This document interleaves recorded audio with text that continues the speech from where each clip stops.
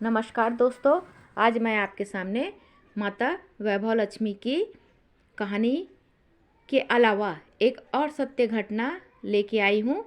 आपने व्रत किया है या किसी के घर पूजा पाठ में गए हैं तो वहाँ शीला की कथा ज़रूर सुनी होगी, और उसके अलावा उसमें जो और कहानी जो दी गई है वो भी सत्य घटना है, उसको भी आपने सुना होगा।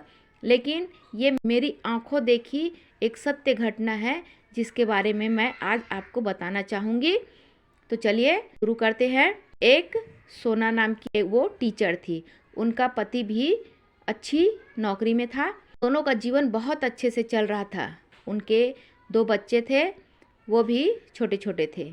उनका घर बहुत अच्छा था, लेकिन जो उनका पति था वो अपने मित्रों के साथ बुरी संगत में फंस गया, और इसके कारण वो धीरे धीरे करते अपने घर में अपनी पत्नी को तंग करने लगा। एक समय ऐसा आ गया कि वो उसको मारने भी लगा और बच्चों को भी मारता था, कभी कभी घर से भी निकाल देता था। लेकिन पत्नी इतनी अच्छी थी कि वो वापस फिर आ जाती थी, और उसको वो मारता था तो उसके जो शरीर में थे वो पूरे निशान पड़ जाते थे। अब उस बिचारी को उसी निशान के साथ अपना काम भी करना पड़ता था, और वो सबसे छुपाने की कोशिश करती थी। लेकिन कितने दिन तक छुपता, वो सबको पता चल गया। उसकी स्थिति ऐसी थी कि वो किसी को बता भी नहीं सकती थी।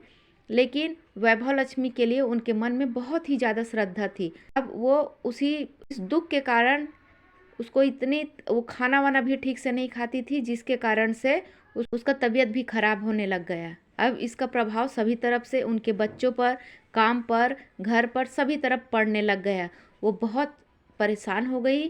सोना है वो बहुत परेशान हो गई। फिर उसने मन ही मन विचार किया कि इसका उपाय क्या किया जाए, लेकिन उसको कुछ समझ ही नहीं आता था। अचानक वैभव लक्ष्मी का उद्यापन हो रहा था, उसमें उसको बुलाया गया। वहीं पर उसका जो दिमाग है वो काम करने लग गया। वो सोची कि मैं भी ये वैभव लक्ष्मी व्रत करूँगी, और मैंने इसको पहले भी किया है।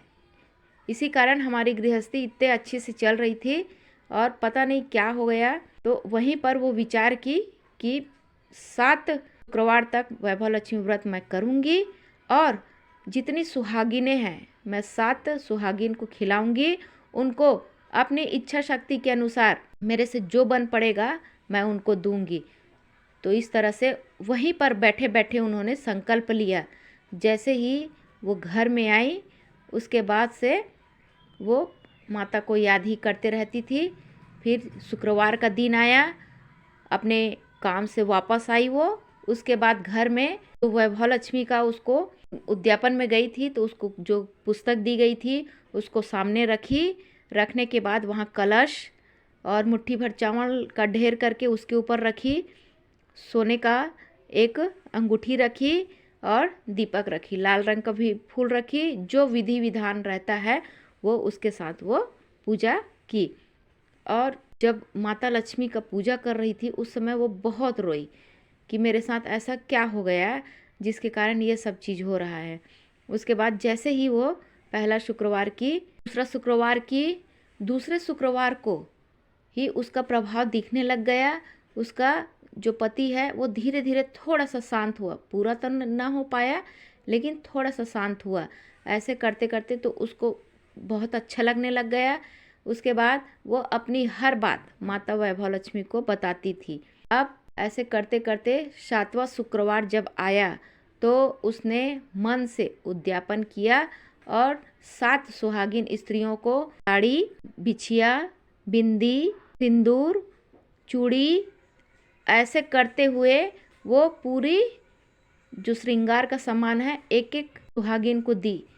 इसका प्रभाव ये पड़ा कि उसका जो पति है वो भी एकदम सुधर गया। और उसके पति की एक बहुत अच्छी आदत थी कि वो प्रसाद को बिल्कुल माथे से लगा के खाता था।